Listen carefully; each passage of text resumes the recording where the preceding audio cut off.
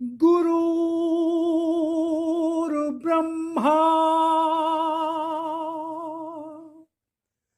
गुरुर्विष्णु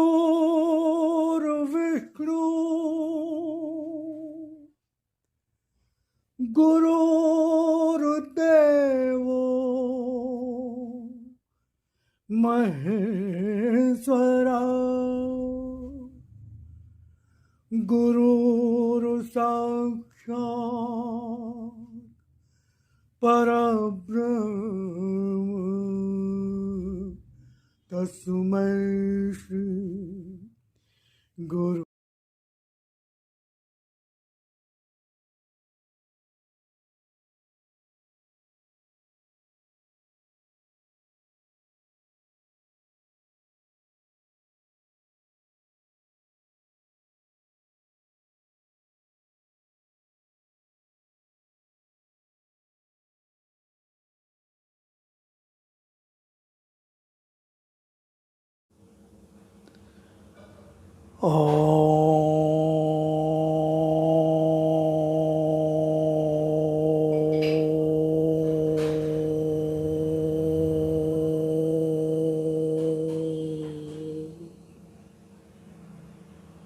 ओम भूर्भुवः स्वः तत्सवितुर्वरेण्यं भर्गो देवस्य धीमहि धियो यो नः प्रचोदयात्।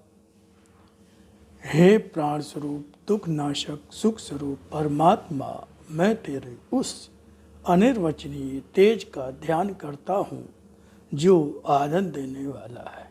हे प्रभु, मेरी बुद्धि को, मेरे कर्मों को अपनी ओर ले चल। ओम ओम ओम। भगवान ने कहा, जन जन तक पहुँचो, जहाँ अंधकार है, उस मन तक पहुँचो जहाँ मेरी पुकार है। इसी उद्देश्य की पूर्ति हेतु मैं इन वाणी की सामग्री को आपके समक्ष लाता रहा हूँ, लाता जा रहा हूँ, लाता रहूँगा। तो शुरू में मैं भगवान की वाणी का परिचय देता हूँ, जो उसमें 2 से 3 मिनट लगते हैं। उसके पश्चात भगवान की वाणी का प्रारंभ होता है। अगर आप बहुत व्यस्त हैं, समय नहीं है, तो मैं समय दे देता हूँ कि कहाँ से भगवान की वाणी का प्रारंभ होगा। तो समय का अभाव होने पर आप वहाँ से उसको सुन सकते हैं, अन्यथा मेरा तो निवेदन आग्रह होगा कि आप उसको पूरा ही सुने। ओम ओम ओम राम।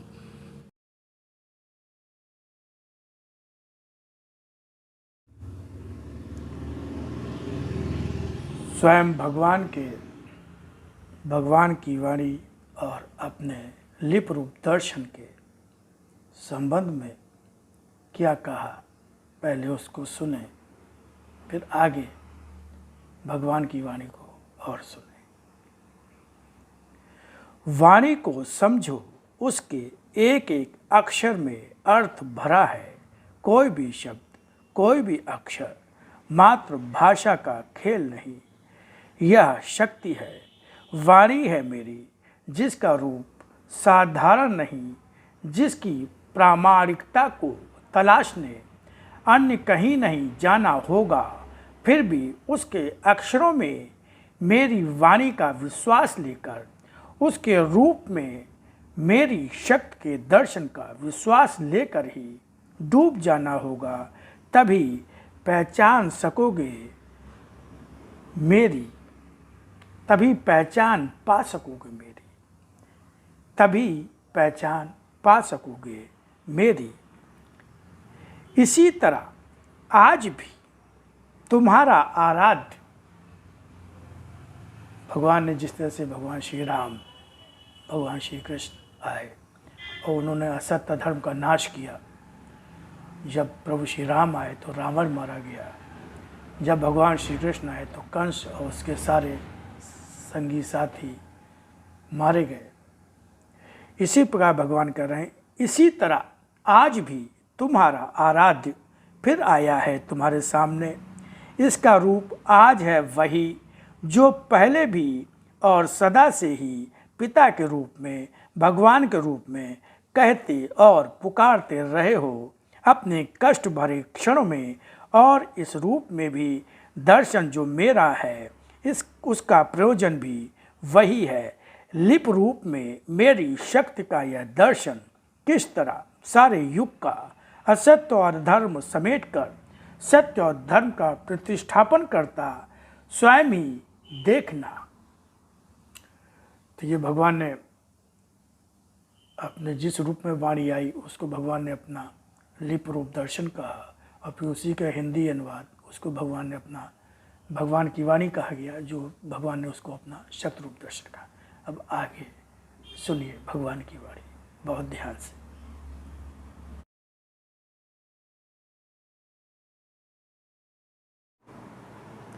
आध्यात्मिक ज्ञान को पाकर ही सही रूप पकड़ पाओगे कि जीवन में तुम्हें कहाँ जाना है और तुम्हारे जीवन का सही उद्देश्य और सही अर्थ क्या है। मात्र शंका से मनुष्य को कुछ नहीं प्राप्त होता, इसलिए स्वयं को शंका से मुक्त करो, स्वयं मुझे पहचानो। आज के अंधकार में तुम्हें इसी प्रकाश की आवश्यकता है। साधना के पथ पर बढ़ते हुए तुम्हारे जीवन के साथ साथ एक ऐसा रास्ता भी रहता है जिसे खाई कहते हैं। साधना का पथ कोई चिकना सपाट रास्ता भी नहीं है कि तुमने बढ़ना आरंभ किया और तुम फिसलते हुए बढ़ते चले गए और तुम्हें तुम्हारा उद्देश्य प्राप्त हो गया। साधना का पथ एक ऐसी ऊंचाई की ओर जाने वाला रास्ता है जो चट्टानों से होकर जाता है। चट्टानें कभी नर्म और सीधी सपाट नहीं होती। जब ऊपर की ओर ले जाती हैं तब रास्ते को काटती हुई ऊपर तो आ जाती हैं, मगर अगल बगल ही वह नकली रास्ता भी होता है जो रास्ता बना ही नहीं होता, और इसीलिए वह रास्ता नीचे से नीचा होता चला जाता है। इसीलिए वह रास्ता खाई के रूप में रह जाता है। ऐसी खाई जो दिखाई तो एक साधारण सी खाई देती है, मगर जो साधना के पथ पर बढ़ने वाला जब ऊंचाई की ओर देखकर नहीं बढ़ता, कभी आगे कभी पीछे कभी ऊपर कभी नीचे की ओर देखता हुआ पैर बढ़ाता है, वह इसी खाई की गोद में जा गिरता है। यहाँ इस तरह भी समझ सकते हो कि जिन्हें साधना करने की बड़ी प्रबल इच्छा होती है और साधना के लिए अनेकों रास्तों के भ्रम सामने होते हैं, तब मन केंद्रित होकर नहीं बढ़ पाता।